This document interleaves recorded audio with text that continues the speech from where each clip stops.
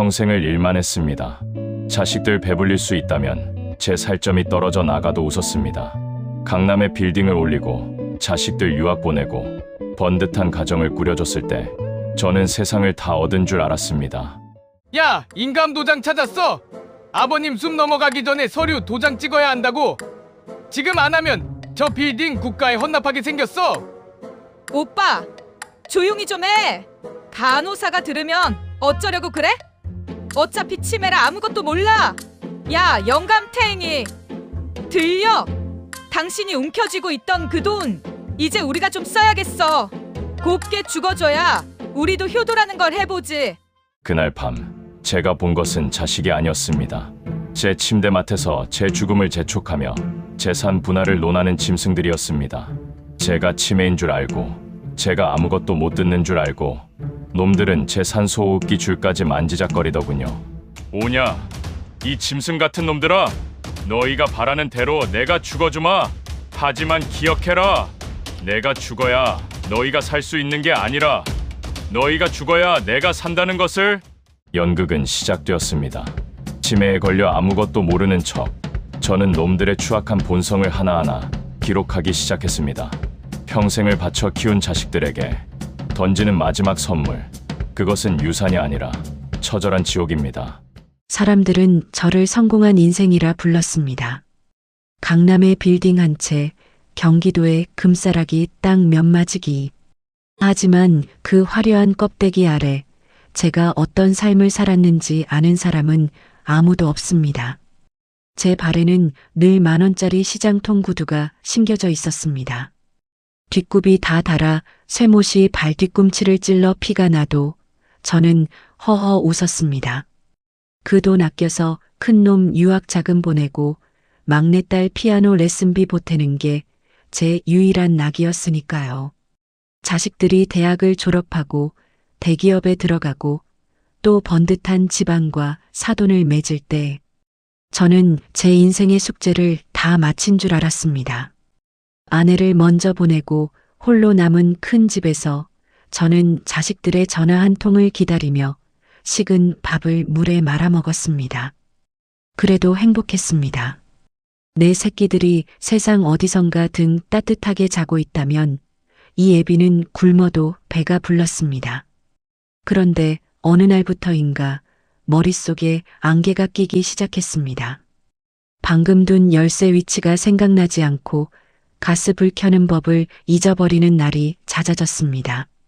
병원 검사 결과는 참혹했습니다. 알츠하이머 초입. 의사는 담담하게 말하더군요. 앞으로 기억이 조각나고 당신이 누구인지도 모르게 될 날이 올 거라고. 무서웠습니다. 죽음보다 무서운 건 내 자식들의 얼굴을 잊어버리는 것이었습니다. 그래서 저는 아이들을 불렀습니다. 내가 아프니 이제는 너희가 이 애비의 곁을 조금만 지켜달라고. 그게 제 인생 최대의 실수였습니다. 아니, 아버지, 정신 좀 차리세요. 이 건물 임대료 입금되는 통장 비밀번호 그거 하나 기억 못하면 어떡합니까? 지금 세입자들이 난리라고요. 병원비를 내주러 온 줄 알았던 큰아들의 첫마디는 임대료 통장이었습니다. 제가 멍하니 창밖을 바라보자 녀석은 제 어깨를 거칠게 흔들었습니다. 평생 매 한 대 때리지 않고 금이야 오기야 키운 내 아들의 손길이 그렇게 차가울 줄은 꿈에도 몰랐습니다. 오빠, 그만해. 아빠 지금 제정신 아니잖아. 거봐, 내가 뭘 했어? 진작에 재산 다 증여받았어야 했다니까. 이제 이 양반 바보 되면 법정 대리인 세우고 복잡해진단 말이야. 바보. 제 딸년 입에서 나온 단어는 아버지가 아니라 바보였습니다. 제가 30년을 일해 마련해준 아파트에서 살며 명품 가방을 휘두르고 다니는 저 아이가 지금 제 눈앞에서 제 죽음 이후의 재산을 계산하고 있었습니다. 악, 아빠, 지금 뭐 하는 거야? 이 옷이 얼마짜린데 국물을 쏟아. 정말 치매 맞네. 치매 맞아. 아우, 냄새나. 오빠, 나 더는 여기 못 있어. 도우미 아줌마 부르든가 요양원을 알아보든가 해. 실수였습니다. 숟가락을 들 힘이 없어 국물을 조금 흘렸을 뿐인데 딸은 마치 더러운 오물을 본 듯 저를 경멸하며 방을 나갔습니다.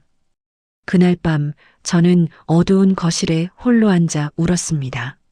소리내어 울지도 못하고 입술을 깨물며 피눈물을 삼켰습니다. 내가 자식을 키운 게 아니라 내 심장을 파먹을 짐승들을 키웠구나. 인간의 본성은 바닥에 떨어졌을 때 비로소 보인다고 하더군요. 저는 결심했습니다. 놈들이 바라는 대로 완벽한 치매 환자가 되어주기로. 그래야 놈들이 제 등에 칼을 꽂을 때 그 칼자루를 누가 쥐고 있는지 똑똑히 볼 수 있을 테니까요. 저는 거실 구석구석 그리고 제 침실에 초소형 녹음기와 카메라를 설치했습니다. 그리고 자식들 앞에서는 침을 흘리고 헛소리를 하며 초점 없는 눈으로 허공을 응시했습니다. 그러자 놈들의 본색은 더 추악하게 드러났습니다. 김 변호사. 아버지가 지금 완전히 갔어. 자기 이름도 가끔 까먹어. 이때 서류 조작해서 징여받는 거 뒤탈 없게 준비해줘. 어차피 죽을 날 얼마 안 남았는데 살아생전 자식들 잘 되는 게 효도 아니겠어? 하하. 아들의 웃음소리가 거실을 메울 때 제 가슴 속에는 거대한 괴물이 깨어났습니다. 슬픔은 분노가 되었고 분노는 얼음처럼 차가운 복수심이 되었습니다. 민준아, 네가 내 빌딩을 탐내느냐? 그래, 가져가 보렴 하지만 그 빌딩이 네 무덤이 될 거라는 사실은 아직 모르겠구나. 저는 매일 밤 자식들이 돌아간 뒤 불 꺼진 서재에서 일기를 썼습니다. 놈들이 저지른 말 한마디, 행동 하나하나를 법적 증거로 남겼습니다. 그리고 제 오랜 친구이자 유능한 변호사인 친구에게 연락했습니다. 자네, 나를 위해 지옥으로 가는 열차 티켓 3장만 끊어주게. 오냐? 너희가 나를 짐짝 취급했지? 너희가 나를 죽은 사람 취급했지? 이제부터 내가 보여주마. 진짜 치매에 걸린 게 누구인지, 진짜 알거지가 되어 길바닥을 기어 다닐 게 누구인지 이 애비가 목숨을 걸고 가르쳐주마. 불청객은 치매가 아니었습니다. 제 집안에서 자라고 있던 탐욕이라는 괴물들이었습니다. 이제 그 괴물들의 목줄을 죄어줄 시간입니다. 치매 판정을 받은 지 한 달. 우리 집 거실에는 전례 없는 활기가 돌기 시작했습니다. 평소 명절에도 얼굴 비추기 힘들던 자식들이 매일같이 집을 드나들기 시작한 겁니다. 큰아들 민준이는 최고급 한우를 사들고 오고 막내딸 수진이는 제 어깨를 주무르며 상냥한 목소리로 말을 겁니다. 아버지, 이거 드셔보세요. 아버지가 좋아하시던 무이예요. 아빠 어깨 시원하시죠? 제가 진작 이렇게 해드렸어야 했는데. 참으로 눈물겨운 효도극입니다. 하지만 저는 알고 있었습니다. 녀석들의 시선은 제 입이 아니라 제 서재 책상 너머에 있는 육중한 철제 금고에 머물러 있다는 것을요. 녀석들은 제가 헛소리를 할 때마다 서로 눈짓을 주고받으며 비릿한 미소를 지었습니다. 이제 다 왔어. 조금만 더 하면 돼. 녀석들의 마음속 소리가 제 귀에는 천둥 소리보다 크게 들렸습니다. 저는 입가에 침을 흘리며 멍청한 표정으로 고기를 씹었습니다. 그러다 갑자기 젓가락을 내던지며 소리를 질렀습니다. 누구야? 내 신발 훔쳐간 놈이 누구야? 녀석들은 당황하는 척하며 저를 달랬지만 민준이의 눈에는 사리에 가까운 짜증이 서려 있었습니다. 제가 치매 연기를 하면 할수록 녀석들의 가면은 점점 얇아졌습니다. 깊은 밤 제가 잠든 줄 안 녀석들이 서재로 스며들었습니다. 거실에 설치해둔 초소형 카메라를 통해 제 태블릿으로 전송되는 화면 속에서 녀석들은 더 이상 효도하는 자식들이 아니었습니다. 먹잇감을 노리는 하이에나, 딱 그 모습이었습니다. 야, 수진아, 여긴 없어. 분명히 서재 책상 밑이나 침대 프레임 사이에 숨겨놨을 텐데 그 노인네 정신 나갔어도 인감 도장만큼은 죽어라 안 내놓네? 오빠, 저 금고 번호 뭐야? 아빠 생일? 아니면 엄마 기일? 아우 정말 짜증 나 죽겠어. 이 집도 벌써 일주일째야. 그냥 확 요양원에 쳐넣고 법대로 하면 안 돼. 안 돼! 유언장 공증받기 전까지는 집에서 모시는 척해야 뒷말이 안 나와. 이 금고 안에 강남 빌딩 권리증이랑 선산문서 다 들어있단 말이야. 이거만 손에 넣으면 너랑 나랑 평생 일 안 해도 돼. 제 자식들의 입에서 쳐넣는다는 말이 너무나 쉽게 흘러나왔습니다. 30년 전 수진이가 열병을 앓을 때 제가 업고 밤길을 달렸던 기억이 떠올랐습니다. 그때 제 등에 엎여 아빠 사랑해라고 속삭이던 그 아이는 어디로 갔을까요? 제 금고를 열기 위해 망치를 들고 온 저 여자는 대체 누구란 말입니까? 녀석들은 결국 금고 번호를 풀지 못하자 거친 욕설을 내뱉었습니다. 저는 침대에 누워 그 소리를 들으며 어둠 속에서 눈을 떴습니다. 눈물은 이미 말라버렸습니다. 오직 차가운 복수의 불꽃만이 제 가슴을 태우고 있었습니다. 그래, 열어라. 열어봐. 그 금고 안에 무엇이 들어있는지 알게 되면 너희는 아마 기절하게 될 거다. 다음 날 아침 저는 일부러 금고 문을 살짝 열어두었습니다. 그리고 거실 소파에 앉아 텔레비전도 켜지 않은 채 허공을 응시했습니다. 녀석들이 서재로 들어가는 소리가 들렸고 곧이어 억눌린 환호성이 터져 나왔습니다. 수진아, 열렸어. 아버지가 깜빡하고 안 잠갔나 봐. 여기 봐. 인감부장이랑 서류 뭉치들. 대박. 오빠 빨리 찍어. 준비해온 증여 서류에 빨리 도장 찍으라고. 나 이거 팔아서 유럽 크루즈 여행 갈 거야. 아빠는 내일 당장 제일 싼 요양원 알아봐서 보내버려. 녀석들은 미친 듯이 도장을 찍어댔습니다. 하지만 녀석들은 몰랐습니다. 그들이 도장을 찍고 있는 그 서류의 뒷면에는 아주 작은 글씨로 조건부 증여라는 조항이 적혀 있었다는 사실을요. 그리고 그들이 챙긴 인감도장은 제가 미리 바꿔치기에 둔 가짜였습니다. 법적으로 아무 효력도 없는 오직 녀석들의 범죄 사실만을 입증해줄 덫이었던 것입니다. 녀석들이 승리감에 취해 집을 빠져나간 뒤 저는 서재로 들어갔습니다. 텅 빈 금고 안에는 녀석들이 급하게 챙기느라 흘리고 간 사진 한 장이 남아 있었습니다. 우리 가족이 처음으로 제주도 여행을 갔을 때 제 목에 목마를 타고 웃고 있던 어린 민준이의 사진이었습니다. 저는 그 사진을 조용히 찢어 쓰레기통에 던졌습니다. 민준아, 수진아, 너희는 오늘 재산을 가져간 게 아니라 너희의 영혼을 팔아넘긴 거란다. 너희가 찍은 그 가짜 도장이 너희 손목에 수갑이 되어 돌아올 날이 머지않았다. 이제 이 애비의 마지막 가르침을 기대하거라. 세상에는 돈보다 더 무서운 게 있다는 것을. 자식들은 자신들이 승리했다고 믿었습니다. 하지만 그들이 열어젖힌 것은 금고가 아니라 지옥의 문이었습니다. 어제까지만 해도 제 어깨를 주무르며 가짜 웃음을 팔던 자식들이었습니다. 하지만 서류에 도장을 찍었다고 믿는 오늘 아침, 우리 집의 공기는 얼음장처럼 차가워졌습니다. 아침 식탁에는 제가 좋아하던 고기 반찬 대신 누렇게 뜬 식은 밥과 물 한 그릇이 놓여 있었습니다. 아버지, 이제 이 집 주인 저인 거 아시죠? 어제 서류 정리 다 끝났습니다. 이제 이 큰 집에 아버지 혼자 계시는 거 저희로선 너무 낭비고 걱정돼서요. 짐 싸세요. 짐을 싸라니. 40년 전 제가 막노동판에서 흙먼지 마셔가며 벽돌 한 장 한 장 올려 쌓은 이 집에서 제 아들이 저를 쫓아내려 합니다. 저는 입가에 묻은 밥알을 닦으며 멍청한 척 물었습니다.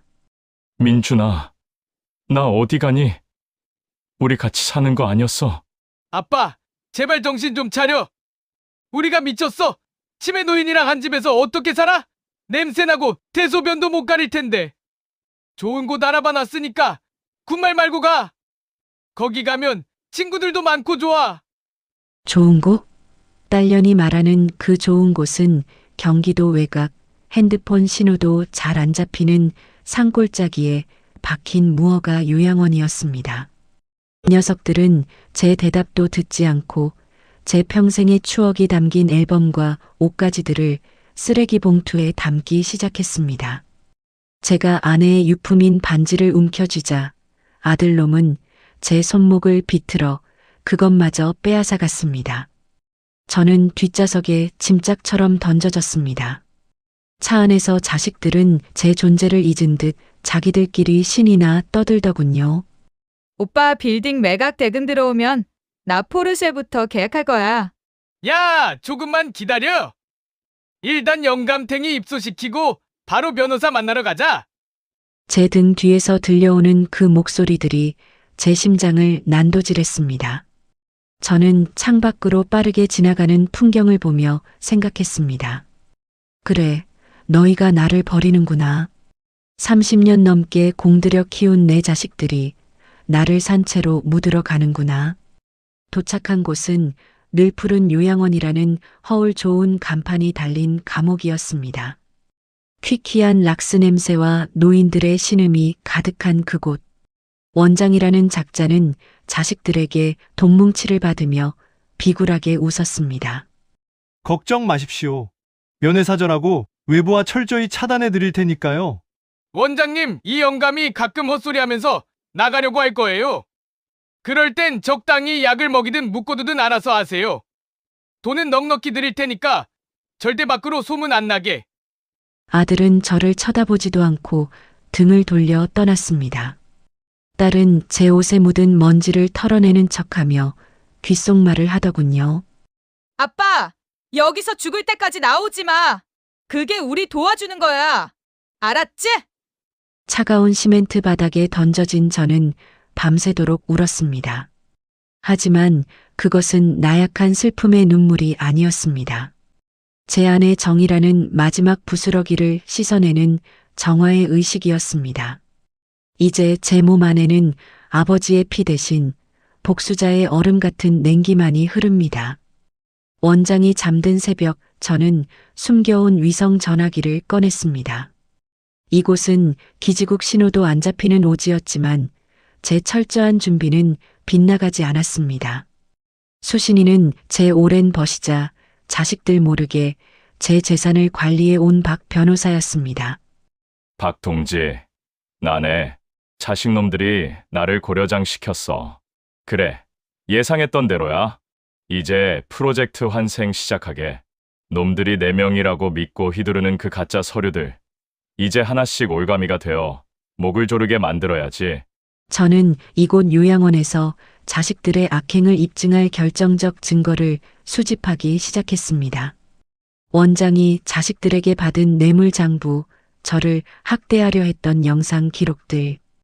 이 모든 것들이 나중에 법정에서 놈들을 사지로 몰아넣을 화약이 될 것입니다.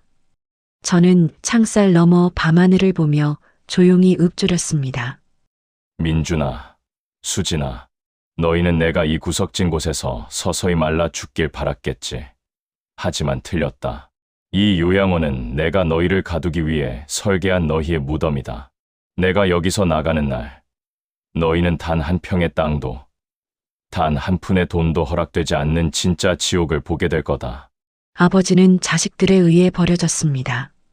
하지만 그 버려짐은 위대한 복수의 시작이었습니다. 아버지가 산골 요양원의 차가운 시멘트 바닥에 던져진 지 불과 사흘째입니다. 평생의 땀과 눈물이 배어있던 거실은 이제 술 냄새와 담배 연기로 가득 찼습니다. 아들 민준이는 아버지가 아끼던 고가구들을 중고업자에게 헐값에 넘겨버렸고 그 자리엔 번쩍이는 최신형 소파와 대형 바가 들어섰습니다. 자, 다들 주목. 오늘 이 자리는 우리 강민준 회장의 화려한 부활을 기념하는 자리다. 그 지긋지긋한 영감탱이 드디어 요양원에 막아버렸다. 이제 이 집도 강남 빌딩도 다 내 거야. 마셔. 오늘 골든벨은 내가 울린다. 아들의 입에서 영감탱이라는 말이 나올 때마다 주변에 모인 기생충 같은 친구들은 환호성을 질렀습니다. 녀석은 아버지가 평생 술 한 모금 안 마시며 아껴 모은 재산을 하룻밤 유흥비로 탕진하며 영웅 대접을 받고 있었습니다. 아버지가 병실에서 죽어가는 줄 아는 그들에게 민준이는 그저 운 좋은 상속자일 뿐이었습니다. 얘들아, 이 가방 봐. 이번에 아빠 인감도장 찍자마자 백화점 달려가서 산 거야. 한정판이라 구하기도 힘든 건데 역시 돈이 좋긴 좋아. 아빠? 아유, 말도 마. 거기 요양원 원장이 아주 확실하게 처리해 주기로 했어. 이제 면회 갈 일도 전화 받을 일도 없으니 얼마나 편하니? 잔치가 한창인 방 한 구석, 민준이는 은밀하게 김 변호사를 불러들였습니다. 녀석의 눈에는 이미 충혈된 탐욕이 가득했습니다. 김 변호사, 서둘러. 아버지가 제정신 돌아오기 전에 빌딩 매각 서류 마무리 지어야 해. 현금으로 딱 300억만 챙기면 난 바로 이 나라 뜬다. 그 영감 요양원에서 1년이나 버티겠어. 죽고 나면 끝이야. 자식이라는 놈이 아버지가 죽기만을 기다리며 해외 도주 계획을 세우고 있었습니다. 녀석들은 아버지가 남긴 빌딩을 헐값에라도 팔아치워 현금을 챙기려 혈안이 되어 있었습니다. 하지만 녀석들은 꿈에도 몰랐습니다. 그 빌딩의 등기부등본 깊숙한 곳에 아버지가 이미 10년 전부터 걸어둔 특수 신탁이라는 거대한 덫이 있다는 사실을 말입니다.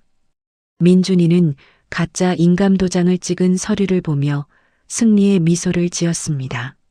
하지만 그 서류가 접수되는 순간 서울 시내 대형 로펌의 모니터에는 경고등이 켜졌습니다. 아버지가 미리 설정해둔 시스템이 작동하기 시작한 것입니다. 자식들이 고급 와인을 들이켜며 아버지는 이제 끝났다고 외칠 때 요양원의 어둠 속에서 아버지는 조용히 위성 전화기를 내려놓았습니다. 놈들이 판을 벌일수록 놈들의 목을 잴 교수대의 밧줄은 더 튼튼해지고 있었습니다. 파티가 절정에 달했을 때 갑자기 거실에 불이 꺼졌습니다. 어머, 뭐야? 관리비 안 냈어? 왜 불이 나가? 정적 속에 울려 퍼진 건 거실 한복판에 있는 아버지의 대형 영정 사진 뒤에 숨겨진 스피커 소리였습니다. 아버지가 미리 녹음해둔, 아니, 요양원에서 실시간으로 전송하는 목소리였습니다. 민준아, 수진아, 술 맛이 참 좋겠구나. 내 피와 살을 깎아 만든 돈으로 벌이는 잔치가 그리 흥겹더냐? 뭐야? 아버지 목소리잖아. 야, 귀신이야? 원장한테 전화해. 죽었는지 확인해 보라고. 녀석들은 공포에 질려 아버지가 요양원에 갇혀 있다는 사실도 잊은 채 벌벌 떨었습니다. 아버지는 계속해서 음조렸습니다. 너희가 오늘 마신 그 와인은 내 눈물이고 너희가 챙긴 그 서류는 너희의 수의소이가 될 것이다. 이제 잔치는 끝났다. 내일 아침 너희가 가진 모든 것이 신기루처럼 사라질 게야. 죽지도 않은 아버지의 유산을 나누며 웃던 자식들. 하지만 그 웃음은 단 하룻밤을 넘기지 못했습니다. 아침 해가 뜰 때 녀석들의 핸드폰에는 압류와 고소라는 절망의 문자들이 쏟아지기 시작할 것입니다. 자식들이 아버지를 내던지고 간 그곳, 늘 푸른 요양원은 이름과는 달리 늘 시들어가는 노인들의 신음으로 가득했습니다. 곰팡이 냄새가 코를 찌르는 좁은 방, 창살 너머로 보이는 건 깎아지른 절벽뿐이었죠. 아들 민준이가 원장에게 건넨 특별관리비의 정체는 바로 학대였습니다. 이 영감, 헛소리 못하게 약 기운 좀 올려! 소리 지르면 입을 틀어막든가! 원장의 지시에 조무사들이 거친 손길로 저를 대할 때 제 몸에는 피멍이 들어갔습니다. 평생 자식들 밥 먹이느라 굽은 제 등은 이제 매질의 타겟이 되어버렸습니다. 하지만 그 지옥 같은 곳에도 사람이 있었습니다. 바로 박간병인이었습니다. 어르신, 정신 좀 드세요? 아휴, 이멍 자국 좀 봐. 자식들이 어쩜 이래? 사람이 아니야. 짐승이지. 박간병인은 원장의 눈을 피해 제 몸의 피멍을 닦아주었습니다. 자식들도 외면한 제 늙은 몸을 생판 남인 그녀가 눈물을 흘리며 씻겨주더군요. 그녀는 제 귀에 대고 속삭였습니다. 어르신, 저 다 알아요. 어르신 치매 아닌 거. 밤마다 저 전화기 쓰시는 거 봤어요. 걱정 마세요. 저 원장 편 아니니까. 그녀는 제게 따뜻한 미음 한 그릇을 내밀며 자신의 사연을 털어놓았습니다. 그녀 역시 자식들에게 전 재산을 뺏기고 이곳으로 쫓겨나 일하고 있는 처지였습니다. 동병상련의 아픔이랄까요? 피 한 방울 섞이지 않은 남의 눈물이 내 배 아파 낳은 자식들의 웃음보다 100배는 더 뜨거웠습니다. 박 간병인은 단순히 저를 돌보는 것에서 그치지 않았습니다. 그녀는 품 안에서 낡은 수첩 하나를 꺼내 보여주었습니다. 그것은 그녀가 요양원에서 일하며 기록한 악마들의 일지였습니다. 어르신, 여기 보세요.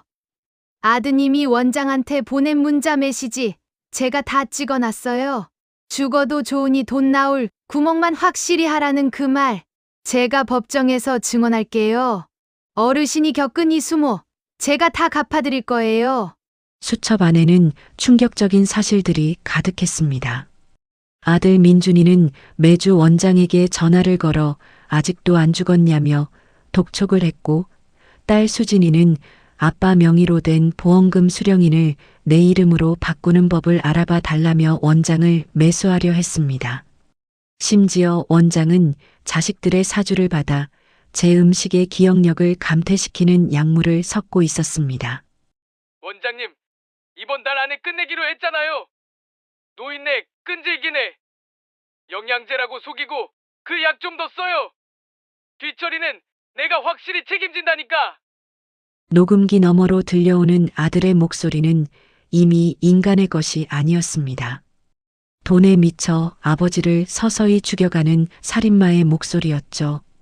박 간병인은 떨리는 손으로 제 손을 꼭 잡았습니다. 어르신, 이제 때가 됐어요. 이 기록들이 세상에 나가는 날, 저 악마들은 끝장날 거예요. 박 간병인의 기록과 제가 모은 증거들이 하나로 합쳐지는 순간 복수의 거대한 파도가 완성되었습니다. 저는 박 간병인을 통해 제 변호사에게 이 지옥의 일지를 전달했습니다. 이제 놈들이 휘두르던 가짜 인감과 서류들은 종이 쪼가리가 아니라 놈들의 목을 매달 밧줄이 될 것입니다. 아니, 강 사장님. 갑자기 검찰에서 조사가 나온다니 그게 무슨 소리입니까? 여기 장부 다 폐기하라고 했잖아요. 요양원 밖에서 들려오는 파멸의 전조. 놈들은 자신들이 판 함정이 얼마나 깊은지도 모른 채 서로의 탓을 하기 시작했습니다.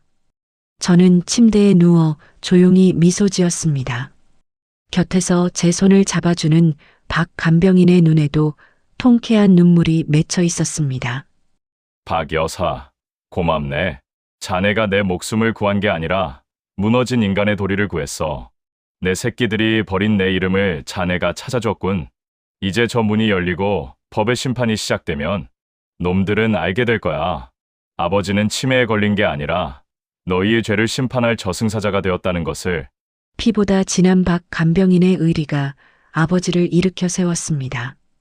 자식들이 숨기려 했던 추악한 기록이 세상의 빛을 보는 순간 놈들의 화려한 파티는 지옥의 아비규환으로 변할 것입니다.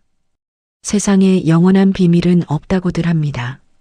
아버지를 산골 요양원에 던져두고 강남 빌딩을 팔아치우려던 자식들의 계획에 차질이 생겼습니다. 아버지가 미리 설정해둔 특수 신탁의 방어막에 막혀 녀석들이 찍은 가짜 도장은 무용지물이 된 것이죠. 매수하려던 은행 담당자로부터 이 서류로는 한 푼도 인출할 수 없습니다라는 통보를 받은 순간 자식들의 얼굴은 흙빛으로 변했습니다. 뭐 안 된다고? 내 아버지가 치매인데 자식인 내가 대리인이라는데 왜 안 된다는 거야? 야, 수진아, 이거 보통 일이 아니야. 영감탱이가 우리 몰래 변호사라도 사둔 모양인데 이대로 있다간 우리 다 길거리로 나앉게 생겼어. 사업 실패로 빚 독촉에 시달리던 민준이와 호화로운 생활을 유지해야 하는 수진이에게 남은 시간은 얼마 없었습니다.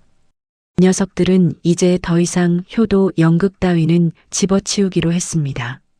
녀석들이 선택한 마지막 카드는 바로 유언장 조작이었습니다. 아버지가 죽기 전 모든 재산을 자식들에게 상속한다는 완벽한 서류를 만들어 아버지를 금치산자로 확정 지으려는 음모였죠. 오빠! 어차피 아빠는 거기서 못 나와! 우리가 유언장 미리 써놓고 손가락에 인주 붙여서 강제로 찍게 하면 끝이야. 치매 환자가 쓴 유언장이라고 하면 누가 의심하겠어? 죽기 직전에 정신 돌아와서 쓴 거라고 우기면 돼. 녀석들은 치밀했습니다. 뒷조사를 통해 돈에 쪼들리는 부패한 변호사와 공증인을 매수했습니다. 요양원 원장에게는 거액의 입막음 비용을 더 얹어주며 아버지를 약물로 반쯤 몽롱한 상태로 만들라고 지시했습니다. 녀석들은 아버지가 자기 이름 석자도 제대로 못 쓰는 상태가 되어야만 유언장 조작이 완벽해질 거라 믿었습니다. 강 사장님, 걱정 마십시오. 문구는 제가 완벽하게 짜왔습니다. 본인은 심신미약 상태이나 장남 강민준에게 모든 부동산과 동산을 상속하며 차녀 강수진에게 현금 자산을 배분한다. 이 내용이면 법적으로 뒤집기 힘듭니다. 증인들도 이미 매수해놨으니 도장만 찍으시죠. 자식이라는 놈들이 아버지의 숨통을 조여가며 그 피 같은 재산을 나눠먹을 궁리를 하는 그 시각. 요양원의 어두운 방에서 아버지는 박 간병인이 몰래 가져다 준 따뜻한 물에 손을 씻고 있었습니다. 아버지는 이미 알고 있었습니다. 녀석들이 오늘 밤 최후의 사냥을 위해 이곳으로 올 것이라는 사실을요. 오냐, 오너라. 내 너희에게 마지막으로 내어줄 건 재산이 아니라 너희의 죄를 증명할 완벽한 무대란다. 너희가 내 손가락을 꺾어 인주를 묻힐 때 그것이 너희의 영혼을 지옥으로 인도하는 낙인이 될 줄은 꿈에도 모르겠지. 폭풍우가 몰아치던 밤 자식들이 부패한 변호사를 대동하고 요양원에 들이닥쳤습니다. 원장의 안내로 문이 열리고 초점 없는 눈으로 침대에 기대앉은 아버지를 보며 민준이는 회심의 미소를 지었습니다. 아버지! 이제 편히 쉬세요. 여기 도장만 찍으면 아버지는 아무 걱정 안 하셔도 돼요. 자, 여기요. 손가락에 힘 빼시고. 민준이가 아버지의 마른 손가락을 거칠게 낚아채 인주에 박았습니다. 그리고 준비해온 조작된 유언장 위에 꾹 눌렀습니다. 선명하게 찍힌 붉은 지장. 녀석들은 세상을 다 얻은 듯 환호했습니다. 드디어 끝났다. 이제 빌딩은 우리 거야. 하지만 그 순간 침대 밑에 숨겨져 있던 적외선 카메라의 붉은 불빛이 반짝였습니다. 그리고 아버지가 눈을 번쩍 떴습니다. 그 눈에는 치매의 안개 따위는 없었습니다. 오직 죄인을 심판하는 서늘한 안광만이 형용했습니다. 민준아, 지장이 참 선명하게도 찍혔구나. 그런데 어쩌니? 그 유언장, 내가 이미 5분 전에 실시간으로 검찰청에 전송했단다. 강압에 의한 유언장 조작 현장 중계라고 들어봤니? 녀석들이 쥐고 있는 그 유언장은 상속 문서가 아니었습니다. 그것은 자신들의 범죄를 만천하에 고발하는 자백서였습니다. 아버지는 피눈물을 흘리며 웃었습니다. 자식들을 사지로 몰아넣어야만 하는 아버지의 마지막 사랑. 그것은 가장 잔혹한 복수였습니다. 유언장에 찍힌 붉은 낙인은 불효자들의 목줄이 되었습니다. 이제 법의 심판이라는 거대한 톱니바퀴가 녀석들의 뼈를 으스러뜨리기 위해 돌아가기 시작합니다. 요양원에서의 그 광란의 밤 이후 자식들의 세상은 무너지기 시작했습니다. 검찰의 압수수색 영장이 발부되었다는 소식이 들려오자 민준과 수지는 승리감에 도취했던 어제의 모습을 잊은 채 짐승처럼 울부짖었습니다. 빌딩 매각 대금 300억과 숨겨둔 비자금 200억, 도합 500억의 재산만 있으면 해외 어디든 가서 왕처럼 살 수 있다고 믿었습니다. 하지만 그들이 믿었던 변호사는 이미 연락을 끊었고 집 앞에는 낯선 검은 차들이 진을 치고 있었습니다. 수진아, 빨리 챙겨. 금고 비번 눌러. 현금이랑 골드바부터 챙겨서 뒷문으로 빠져나가야 해. 공항까지 갈 곳도 없어. 인천항에 배편 알아봐놨으니까. 오빠, 나 무서워. 아빠가 정말 다 알고 있었던 거야? 그 치매 노인이 어떡해? 아니야. 그럴 리 없어. 빨리 돈이나 꺼내. 녀석들은 끝까지 아버지를 치매 노인이라 부르며 자신들의 범죄를 정당화했습니다. 평생 아버지가 뼈를 깎아 모은 돈을 내 돈이라 부르며 그 돈만 있으면 법망을 피해 도망칠 수 있다고 믿는 그 오만함. 하지만 녀석들은 몰랐습니다. 그들이 금고를 열기 위해 입력하는 그 번호 하나하나가 사실은 경찰에 보내는 위치 신호였다는 것을요. 민준의 손등에는 식은땀이 흘렀습니다. 수지는 침을 삼키며 금고 안을 들여다보았죠. 꽉 차 있어야 할 5만 원권 다발, 묵직한 골드바, 그리고 빌딩 권리증들. 하지만 녀석들의 눈앞에 펼쳐진 광경은 참혹했습니다. 금고 안은 텅 비어 있었습니다. 먼지 한 톨 없이 깨끗하게 비워진 그 거대한 철제 공간 속에는 오직 빛바랜 종이 한 장과 낡은 녹음기 하나만이 덩그러니 놓여 있었습니다. 없어. 아무것도 없어. 오빠, 돈이 어디 갔어? 아빠가 숨겨둔 비상금까지 다 어디 갔냐고. 그럴 리가. 내가 지난주에도 확인했는데 분명히 여기 있었는데. 녀석들이 경악하며 서로를 탓하고 있을 때 금고 안의 녹음기가 스스로 돌아가기 시작했습니다. 지지직거리는 기계음 사이로 요양원에 갇혀 죽어가는 줄 알았던 아버지의 목소리가 서재를 가득 채웠습니다. 민준아, 수진아, 돈을 찾느냐? 평생 이 애비 뒤통수 칠 궁리만 하더니 고작 종이 쪼가리 몇 장 없어진 거에 그리 실성한 게냐? 너희가 탐내던 그 500억 이미 일주일 전에 사회복지재단에 전액 기부되었다.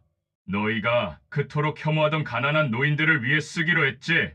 아들의 안색이 흑빛으로 변했습니다. 기부라니.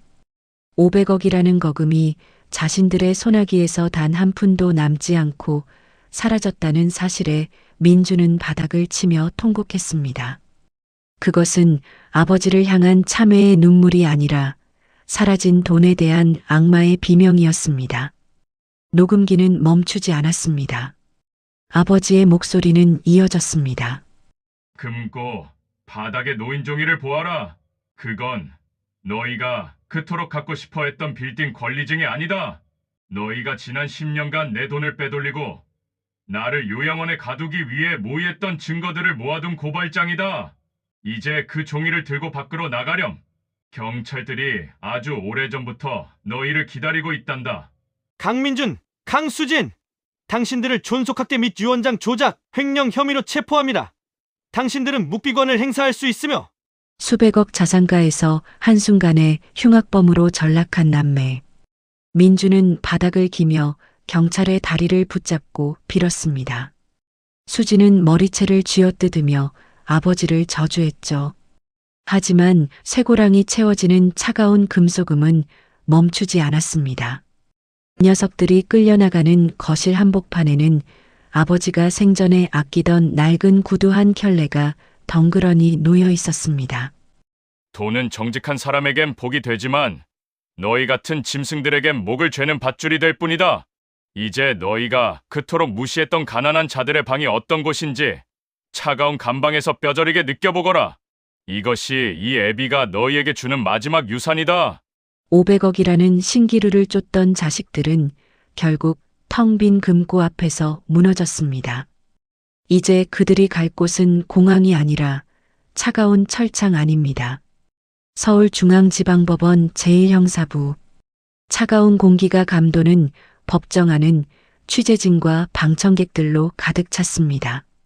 피고인석에는 한때 강남의 네로라 하는 자산가의 자식들이라 떵떵거리던 강민준과 강수진이 앉아 있었습니다. 녀석들의 몰골은 처참했습니다.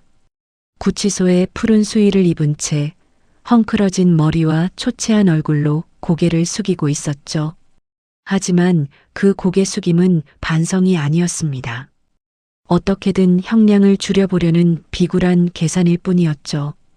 피고인 강민준, 강수진, 당신들은 고령의 부친을 강제로 요양원에 감금하고 치매 상태를 이용해 수백억 대의 부동산과 현금을 편취하려 한 혐의를 받고 있습니다. 인정합니까? 판사님, 억울합니다. 아버지는 정말 치매가 심하셨어요. 저희는 그저 아버지가 재산을 엉뚱한 데 쓰실까봐 보호하려고 했던 것뿐입니다. 요양원도 아버지를 위해 제일 좋은 곳으로 모신 거예요. 맞아요. 아빠가 갑자기 이상한 소리를 하시고 사람을 못 알아보셔서 저희도 너무 무서웠어요. 효도하려고 했던 건데 일이 왜 이렇게 됐는지 모르겠어요. 아빠, 보고 싶어요. 흐흐. 법정에 울려 퍼지는 딸년의 가짜 울음소리에 방청객석 여기저기서 혀 차는 소리가 들렸습니다. 녀석들은 아버지가 요양원에서 약물에 취해 사경을 헤매고 있을 거라 굳게 믿고 있었습니다. 죽은 자는 말이 없다는 말처럼 치매에 걸린 아버지는 결코 이 법정에 나타나 자신들의 죄를 증언하지 못할 거라고 확신하며 뻔뻔한 거짓말을 쏟아냈습니다. 그때였습니다. 법정 뒷문이 천천히 열렸습니다. 휠체어를 타고 나타날 것이라 예상했던 사람들의 기대를 비웃기라도 하듯 한 남자가 당당히 두 발로 걸어 들어왔습니다. 짙은 네이비색 맞춤 정장, 날이 선 셔츠, 그리고 백발을 뒤로 넘긴 채 안경 너머로 번뜩이는 눈빛. 바로 강태호 회장이었습니다. 요양원 환자복 속에 감춰져 있던 구부정한 등은 간데 없었습니다. 그는 30년 전 강남 벌판을 누비던 젊은 시절의 사자처럼 당당했습니다. 그가 한 걸음씩 피고인석을 향해 다가갈 때마다 민준과 수진의 얼굴은 하얗게 질리다 못해 푸르스름한 시체 빛으로 변해갔습니다. 민준아, 수진아, 나 보고 싶다고 했니? 이 애비가 왔다. 너희가 그토록 바랐던 바보 천치가 아니라 너희의 죄를 낱낱이 밝힐 증인으로 말이다. 말도 안 돼.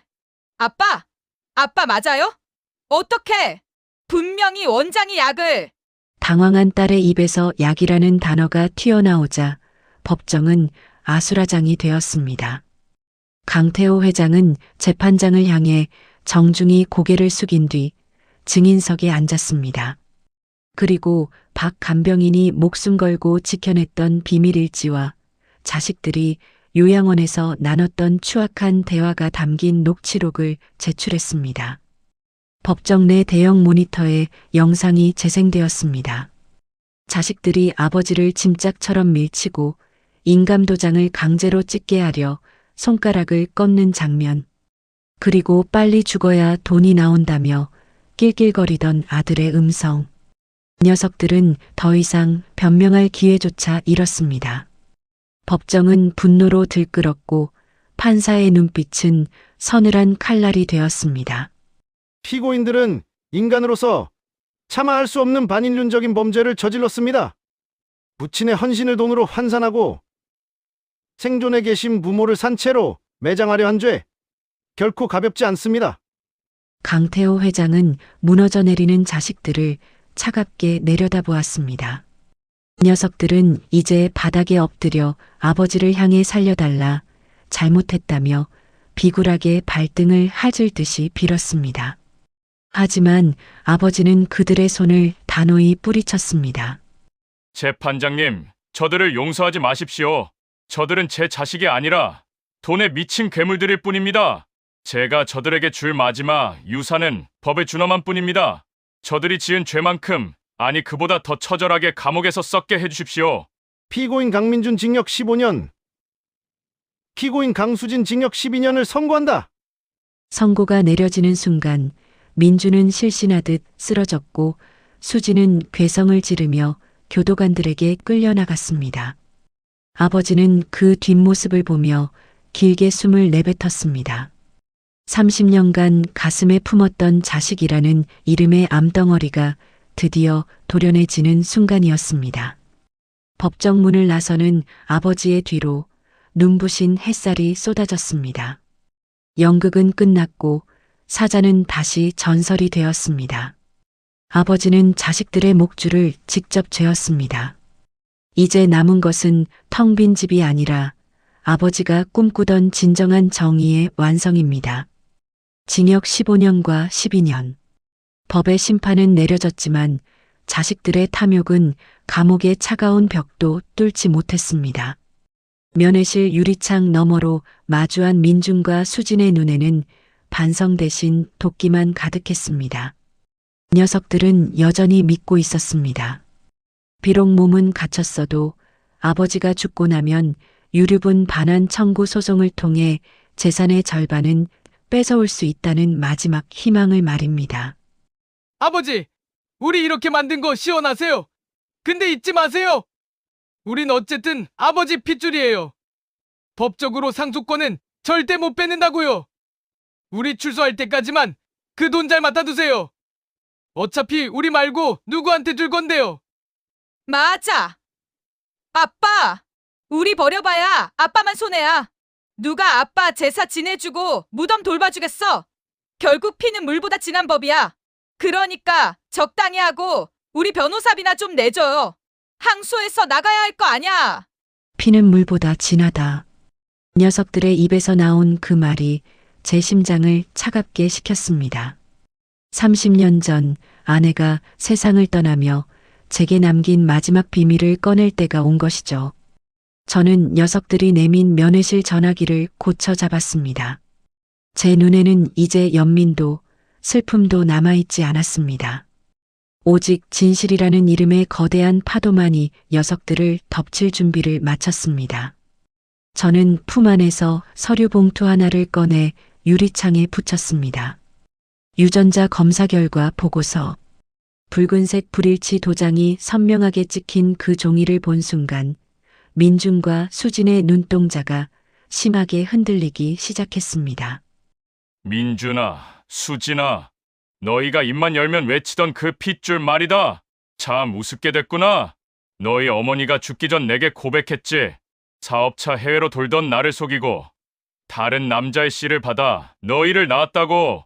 난 30년을 참았다. 내 자식이 아님을 알면서도 내 손으로 키운 정이 무서워 내 새끼라 믿으며 살았어. 거짓말이야. 아빠가 우리 재산 안 주려고 가짜 서류 만든 거지. 그럴 리 없어. 내가 왜 아빠 딸이 아니야? 녀석들은 미친 듯이 소리를 질렀습니다. 하지만 서류는 거짓말을 하지 않습니다. 저는 녀석들이 제 재산을 가로채기 위해 요양원에 보냈던 그날 이미 녀석들의 칫솔을 수거해 검사를 마친 상태였습니다. 30년간 제 살점을 떼어 먹이며 키운 자식들이 사실은 생판 남의 자식이었다는 사실, 그리고 그 남의 자식들이 제 목에 칼을 꽂았다는 사실에 저는 비로소 인간의 정을 완전히 끊어낼 수 있었습니다. 이제 녀석들에게 남은 상속권이라는 마지막 구명줄은 끊어졌습니다. 민법상 친생자 부인 소송이 완료되는 순간 녀석들은 제 재산의 단 1원도 요구할 수 없는 완벽한 타인이 됩니다. 아니, 타인보다 못한 범죄자일 뿐이죠. 너희는 내 자식이 아니다. 내 성을 쓸 자격도 내 집의 문턱을 밟을 권리도 없다. 너희가 30년간 누린 그 모든 호사는 이제 부당이득 반환 소송으로 다 뱉어내게 될 거다. 감옥에서 나오는 날 너희를 기다리는 건 빌딩이 아니라 너희 생부의 빚더미뿐일 게다. 교도관들에게 끌려나가는 민주는 바닥을 기며 오열했습니다. 아버지, 제가 잘못했어요. 제발 한 번만 살려주세요. 수지는 실성한 듯 웃으며 벽에 머리를 들이받았습니다. 녀석들은 이제 돈도 명예도 그리고 자신들을 지켜주던 아버지라는 방패도 잃었습니다.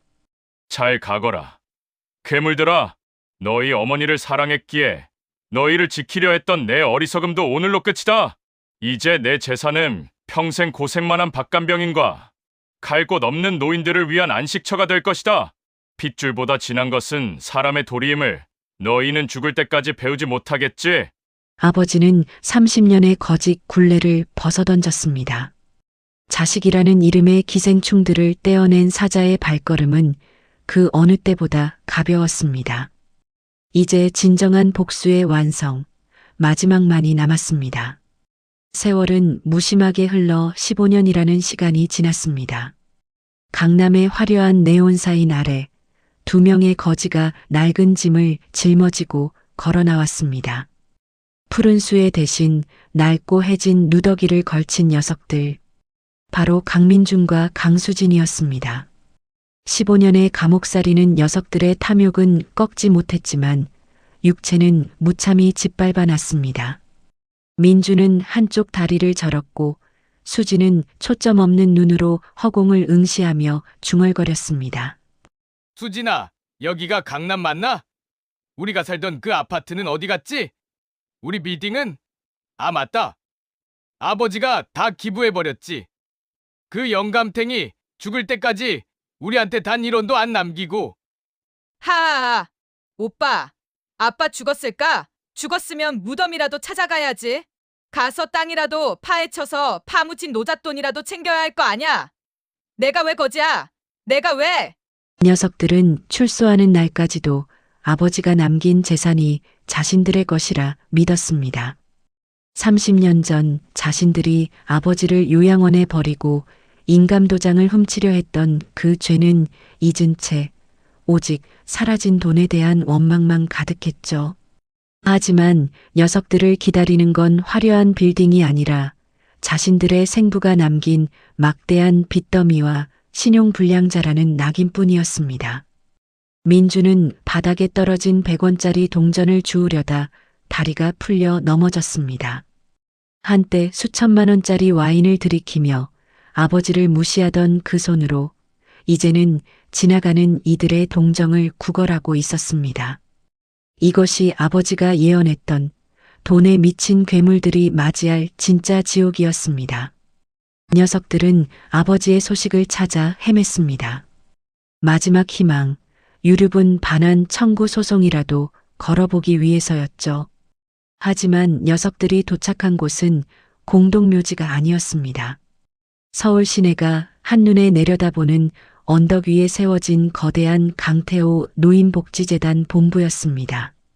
그곳에는 아버지가 요양원에서 구출된 후 자신의 전 재산을 털어세운 전국의 노인들을 위한 안식처가 무너지지 않는 성처럼 서 있었습니다. 수천 명의 가난하고 병든 노인들이 그곳에서 따뜻한 밥을 먹고 치료를 받으며 아버지의 이름을 찬양하고 있었습니다. 그리고 그 성의 가장 높은 곳, 동상으로 세워진 아버지가 환한 미소를 지으며 도시를 내려다보고 있었습니다. 돈은 짐승에게 주면 무기가 되지만 사람에게 주면 사랑이 된다. 내 마지막 재산이 이 땅의 모든 소외된 부모들의 눈물을 닦아주는 성벽이 되길 바란다. 동상 앞에 선 민준과 수지는 경악했습니다. 자신들이 탐내던 그 500억은 사라진 게 아니었습니다. 수만 명의 노인의 생명이 되어 영원히 무너지지 않는 기적으로 남아 있었습니다. 녀석들은 아버지를 치매 노인이라 비웃었지만 아버지는 녀석들이 감히 상상조차 할 수 없는 성자가 되어 영원한 영광 속에 살고 계셨습니다. 이제 녀석들에게 남은 마지막 희망은 절망으로 바뀌었습니다. 아버지는 유언장을 통해 재산의 대부분을 재단에 기부했고 남은 자산은 박간병인과 그녀의 가족에게 물려주었습니다. 민준과 수진에게는 단 한 평의 땅도 단 한 푼의 돈도 허락되지 않았습니다. 녀석들이 무시했던 박간병인은 이제 거대 재단의 이사장이 되어 아버지의 뜻을 받들고 있었습니다. 아버지, 잘못했어요. 제가 괴물이었어요. 제발, 제발 한 번만 살려주세요. 100원만 주세요. 하!